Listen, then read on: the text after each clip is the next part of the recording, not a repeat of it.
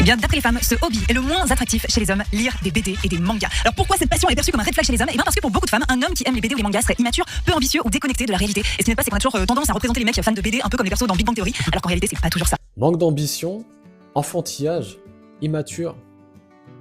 Sérieux? Alors, je ne critique pas du tout ce sondage, qui doit sûrement être un questionnaire super important qui a été donné par un magazine scientifique, c'était Twitter. Voilà, ça vient de Twitter. Théma, le sérieux de la question. Ensuite, la question de ce tweet, il date pas d'hier, il date de l'année dernière.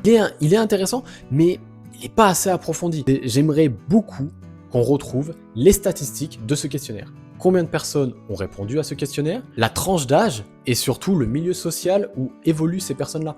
Très clairement, en fonction de là où vous vous trouvez dans le monde, du pays, de la culture dans laquelle vous êtes, effectivement, une personne qui peut être geek ou autre peut être attirante ou non.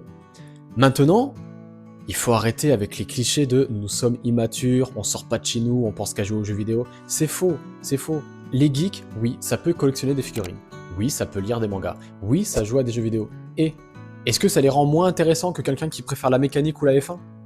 On est juste passionné par ces univers-là. De plus, les geeks qui ne manquent pas d'ambition, ne sont pas immatures. Combien de geeks sont à fond sur la science, sur la technologie, sur l'espace, sur même la mécanique aéronautique et spatiale? Il y a plein de choses qui font que ces clichés-là n'ont plus lieu d'être aujourd'hui en 2025.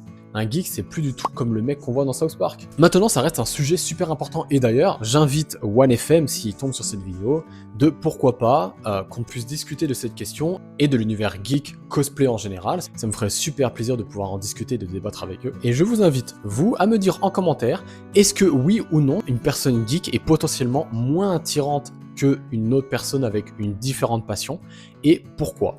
Dites-le moi en commentaire, ça me ferait un plaisir de les lire. C'était Avoc, et on se dit à bientôt pour une prochaine vidéo. Salut!